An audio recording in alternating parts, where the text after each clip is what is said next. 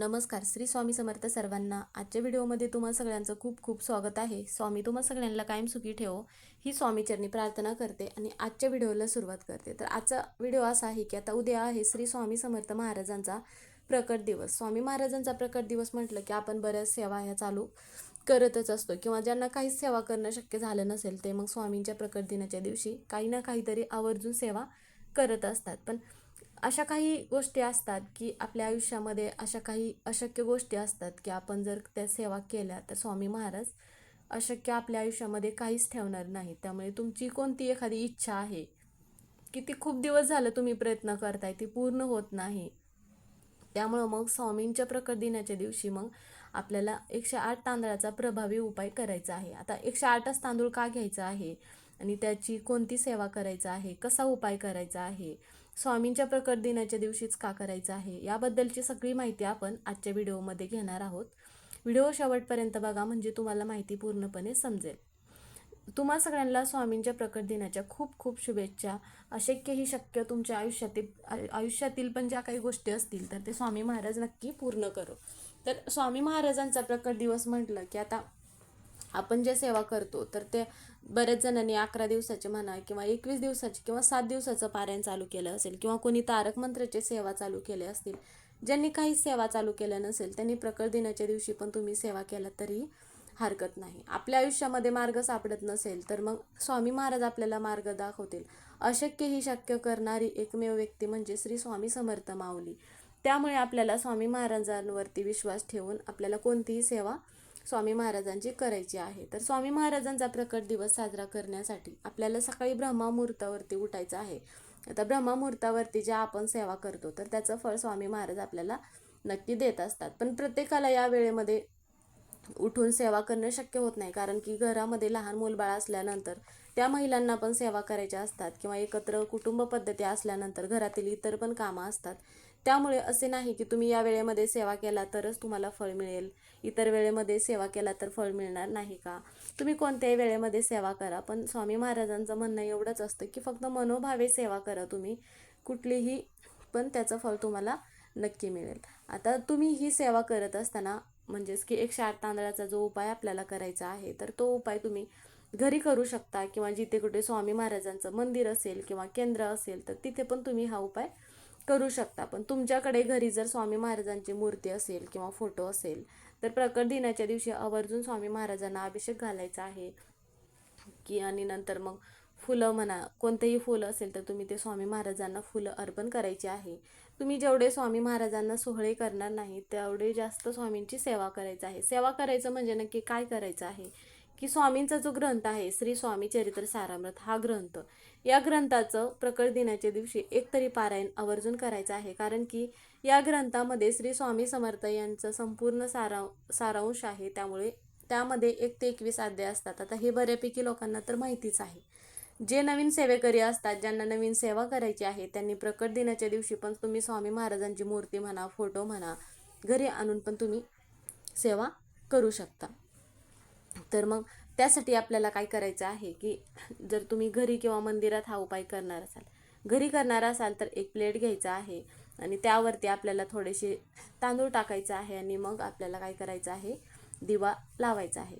आता बऱ्याच वेळा काय होतं की आपण ज्यावेळेस दिवा प्रज्वलित करत असतो तर तो दिवा प्रज्वलित केल्यानंतर थोड्या वेळाने तो दिवा विझला जातो किंवा मग तुम्ही तुपाचा दिवा लावणार असाल तरीही आपण जर हा उपाय सकाळी केला तर संध्याकाळपर्यंत दिवा हा राहिला पाहिजे, एवढं त्या दिव्यामध्ये तेल किंवा मग तुम्ही तूप टाकू शकता.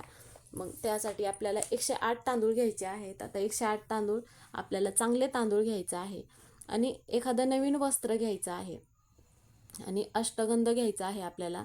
आता आजच्या दिवशी म्हणजेच की स्वामी महाराजांच्या प्रकट दिनाच्या दिवशी स्वामी महाराजांना अभिषेक घालायचा आहे, पिवळ्या रंगाची फुलं अर्पण करायची आहे आणि एक नारळ आणि खडीसाखर अर्पण करायचं आहे. आता ही सेवा जी आहे तर ही सेवा मग कोणीही करू शकता. महिलांना मासिक धर्म असेल त्यावेळेसच मग करता येणार नाही आणि घरामध्ये जर सुतक वगैरे असेल तर त्यावेळेस घरातील कोणत्याही व्यक्तींना हा उपाय करता येणार नाही. देवघरापुढे एक आसन घेऊन बसायचं आहे आणि एक आपल्याला मंत्र म्हणायचा आहे. श्री गुरुदेव दत्त श्री स्वामी समर्थ हा मंत्र म्हणायचा आहे आणि एक तांदूळ जो आहे म्हणजे आपण जे 108 तांदूळ घेतला आहे त्यातला एक तांदूळ उचलायचा आहे, आपल्या हातात घ्यायचा आहे आणि मंत्र म्हणायचा आहे. आता मंत्र कोणता? श्री गुरुदेव दत्त श्री स्वामी समर्थ असा मंत्र म्हणायचा आहे. आणि 108 वेळा मंत्र म्हणून झाल्यानंतर ते जे तांदूळ आहेत, आपण जे नवीन वस्त्र घेतलं आहे, तर त्या वस्त्रामध्ये आपल्याला हे 108 तांदूळ म्हणजे त्याची आपल्याला पोटली बनवून घ्यायची आहे आणि स्वामी महाराजांना अर्पण करायचं आहे. आणि आपली जी पण काही इच्छा असेल, आता मुला मुलींचे विवाह असतील किंवा व्यवसायामध्ये प्रगती होत नाही किंवा संतान प्राप्ती होत नाही, जे पण काय असेल त्याबद्दल स्वामी महाराजांना सांगायचं आहे, प्रार्थना करायचं आहे तुमची इच्छा पूर्ण होण्यासाठी. स्वामी महाराज आपल्यासाठी जे चांगले असेल ते स्वामी महाराज नक्की देतात. आणि नंतर मग ती जी पोटली आहे तर ती स्वामी महाराजांजवळ ठेवायची आहे. आता ही पोटली कधीपर्यंत ठेवायचं आहे? जोपर्यंत तुमची इच्छा पूर्ण होत नाही तोपर्यंत ती पोटली स्वामी महाराजांजवळ ठेवायचं आहे. आता तुम्ही हा उपाय घरी करणार असाल तर देवघरामध्ये ठेवायचा आहे. आणि मंदिरामध्ये जर करणार असाल तर त्यावेळेस काय होतं, मग मंदिरात केलात तर एखाद्या बाजूला आपल्याला बसायचं आहे. आता घरी उपाय केलात तुम्ही तर इच्छा पूर्ण झाल्यानंतरच एखाद्या वाहत्या पाण्यामध्ये ती पोटली सोडून द्यायचं आहे. म्हणजे एखादं स्वच्छ पाणी असेल तर तिथे सोडायचं आहे. आणि जर तुम्ही मंदिरामध्ये हा उपाय केलात तर त्यावेळेस कसा करायचा? तर मंदिरामध्ये एखाद्या बाजूला म्हणजे जिथे जागा असेल, कारण की मंदिरामध्ये प्रकट दिनाच्या दिवशी सगळीकडे गर्दी असते सगळ्या मंदिरांमध्ये, त्यामुळे जिथे जागा असेल तिथे एखाद्या बाजूला बसायचं आहे. आणि आपण घरी जसा उपाय केला आहे, फक्त दिवा लावता येणार नाही तुम्हाला तिथे, पण स्वामींच्या मंदिरामध्ये दिवा चालू असतो त्यामुळे दिवा लावण्याची आवश्यकता नाही.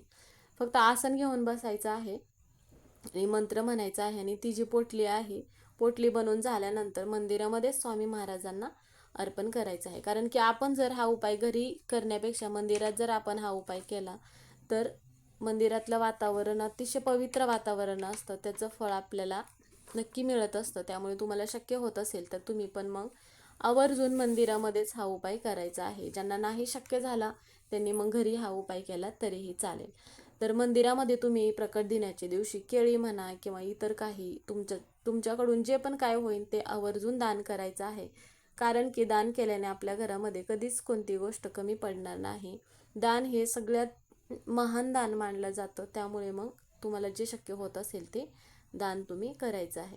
तर बऱ्याच वेळा काय होतं की आपण सेवा करत असतो आणि सेवा केल्यानंतर बऱ्याच जणांना असा प्रश्न पडतो की मी हा उपाय म्हणा ही सेवा मी मनोभावे केली पण माझी इच्छा पूर्ण का झाली नाही, असा प्रश्न पडत असतो.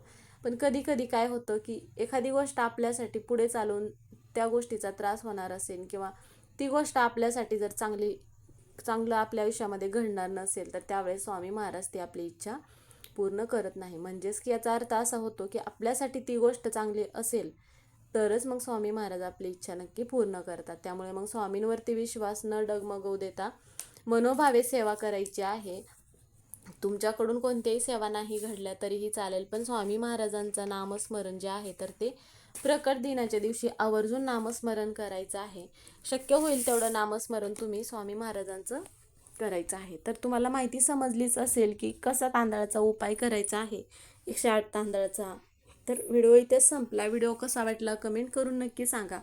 कमेंटमध्ये श्री स्वामी समर्थ हे लिहायला विसरू नका आणि व्हिडिओला हाईप करायला विसरू नका. व्हिडिओ इथेच संपला. परत एका नवीन व्हिडिओमध्ये पुन्हा भेटू. तोपर्यंत सर्वांना श्री स्वामी समर्थ.